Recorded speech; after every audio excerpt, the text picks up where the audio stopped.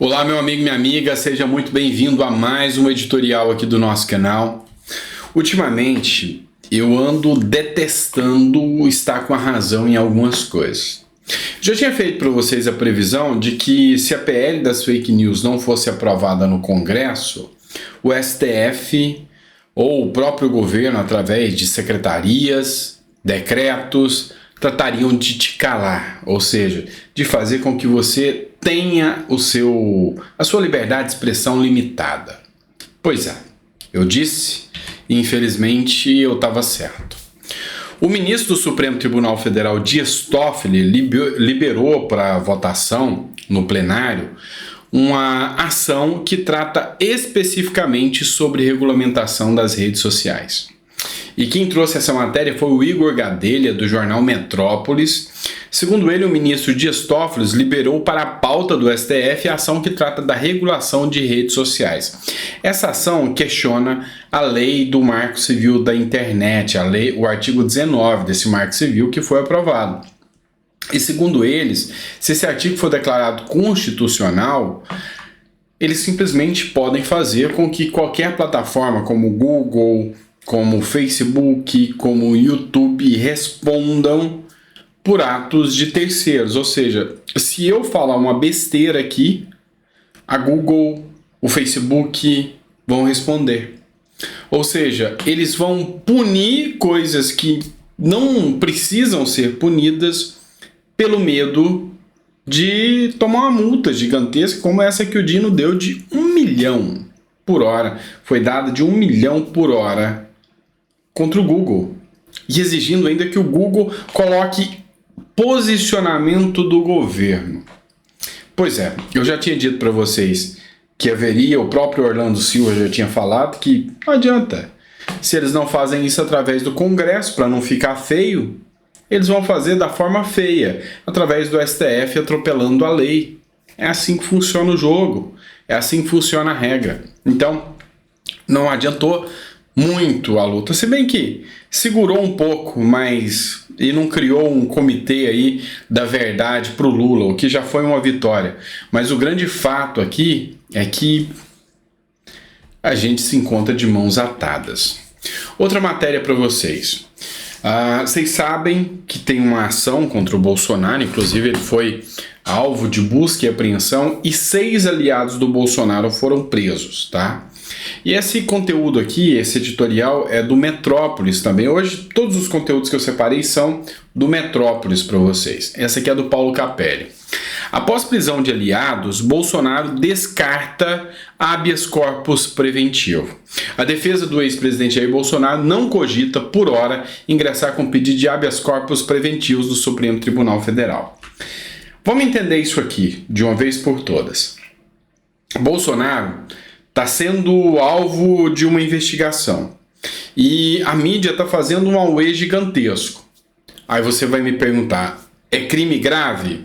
Ou seja, Bolsonaro praticou um mensalão, um petrolão, desvio de dinheiro? Não.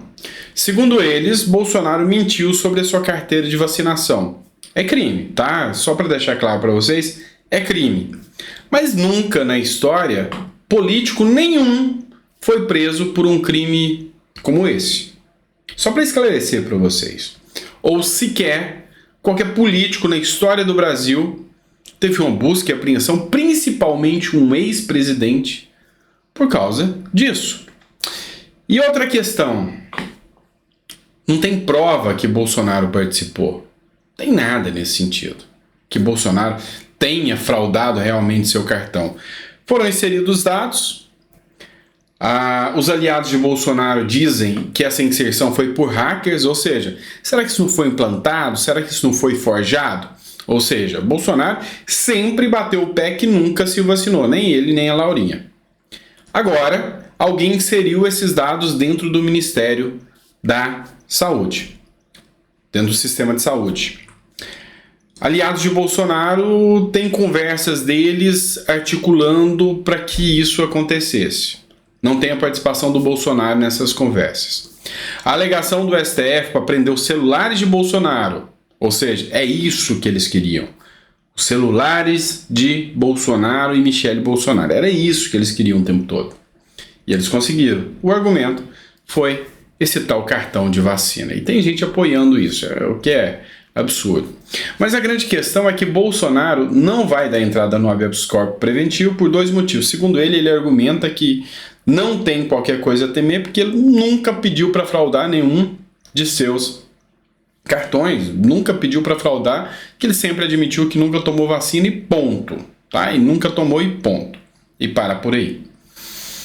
Já por outro lado, também ele fala que não vai gastar essa arma agora, porque se ele gasta o habeas corpus preventivo agora, ele não sabe para onde vai. Então, ele vai esperar primeiro para ver o resultado. Eu tenho uma visão sobre isso e a minha visão coaduna com a do Valdemar da Costa Neto. Na visão de Valdemar da Costa Neto, ele calcula que Bolsonaro foi o mais forte com essa operação. Por quê? Porque escancara que a perseguição que há dos opositores, judiciário, TSE, dentre outros, em relação à pessoa de Bolsonaro, e que isso fortalece Bolsonaro junto àqueles críticos do STF.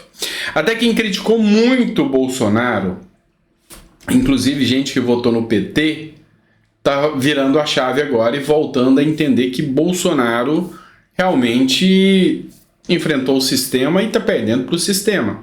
Então, tem muita gente que acusou Bolsonaro, que criticou Bolsonaro, que está defendendo o Bolsonaro agora, dizendo que o Bolsonaro está sendo vítima de algo inusitado e absurdo.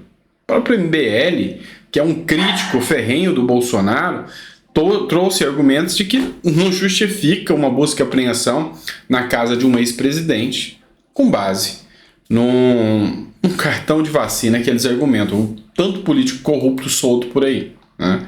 Então, é um tanto quanto grave. Outra matéria do Metrópolis. Enquanto o barco vai afundando e eles vão tomando cada vez mais poder, a briga do lado da direita continua, o que é péssimo. Paulo Capelli, do jornal Metrópolis. Carlos Bolsonaro, filho de Bolsonaro, dá nova estocada em Mourão, esse tal general. O que aconteceu? O Carlos Bolsonaro reagiu a uma entrevista do Mourão. O Mourão, numa entrevista, ele criticou, inclusive foi até uma indireta para o Carlos Bolsonaro também, criticou a equipe do Bolsonaro. Por quê? Porque Bolsonaro supostamente postou um vídeo onde questiona o resultado das urnas, o resultado do pleito eleitoral. E nesse vídeo que ele postou, poucos minutos depois ele retirou. O Mourão atribui isso à equipe de Bolsonaro. E quem é que chefiava a equipe de imprensa? O Carlos Bolsonaro. O Carlos Bolsonaro resolveu abrir mão e deu uma declaração de que não vai mais cuidar das redes sociais do pai. Então, o general Mourão deu uma cutucada e falou que Bolsonaro está passando pano, deixando acontecer e assumindo o erro pela sua equipe incompetente, lógico, mencionando a Carlos Bolsonaro.